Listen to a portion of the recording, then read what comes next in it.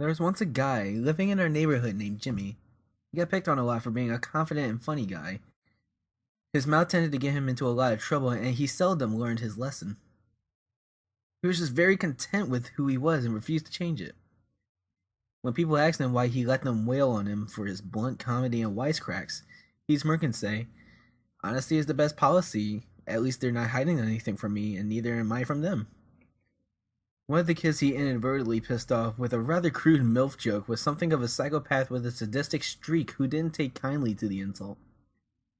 So he rounded up the other guys who didn't like Jimmy, and they cornered him after school in the science room. "Your mouth got you into this. I want you to remember that." Brett, the ringleader, told him as he looked into Jimmy's terrified eyes. They grabbed some formic acid stored in the lab and threw it in his face. They stood around, watching him scream in agony as it ate through his flesh before sniggering and running out, pretending to be concerned and wanting help for him. When the paramedics arrived and were attending to Jimmy, who was no longer able to scream, the principal asked the boys if they knew what happened. Their leader, Brett, explained they were walking past when they saw Jimmy skulking around in the lab room. By the time they got in there, he was already in that state. The other members joined in and backed Brett up with other fake details as Jimmy tried to protest in silent agony. The principal nodded and told them he would speak to them after he had a word with Jimmy and gotten his side of the story after he was out of the hospital. A few days passed and Jimmy was kept in ICU with bandages over his face, the doctors salvaging what little they could of his face. His vision still intact in one eye and his jaw withstanding despite the loss of flesh. He was still unable to speak and refused to respond to anyone. He just sat there, eyes unblinking and staring at the ceiling, bloodshot and filled with animosity. When he was discharged sometime later, he would not respond to anyone with anything other than the word "liars." His social life gone, unable to smile or even crack a joke anymore, he scolded himself in his room and began planning. Sick, vindictive thoughts started appearing in his mind. He would get them all one by one, decimate them, slice them, burn them. He waited patiently until the group would be vulnerable, late at night when they said their goodbyes and went home separately. That's when he would strike. That weekend, Brett received a package in the mail. Curiously, he opened it to find a VHS tape with the words, "For you," etched crudely onto the front. He put it in and played it. It was a crudely recorded home video by an unknown cameraman who didn't speak at all for the duration of the film. It began with the camera pointing at the date on the newspaper. It was yesterday. As he zoomed out, you could see it was in the basement, a single flickering light bulb hanging above and casting an uncomfortable scene. By the time he'd completely zoomed out, it was apparent this was no normal video.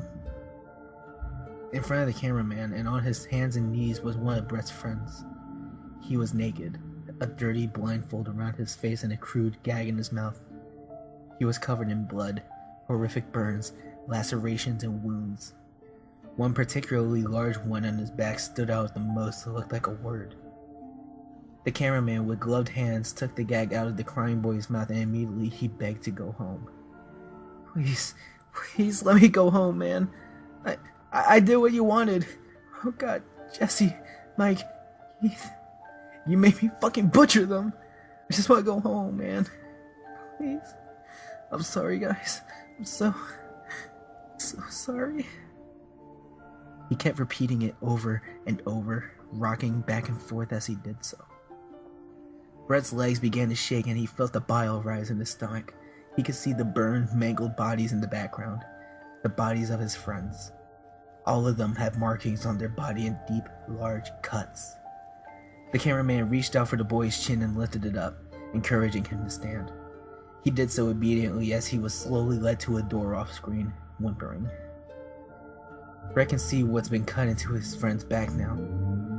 It's the word "liar." The camera cuts off temporarily. When it restarts again, they're no longer inside.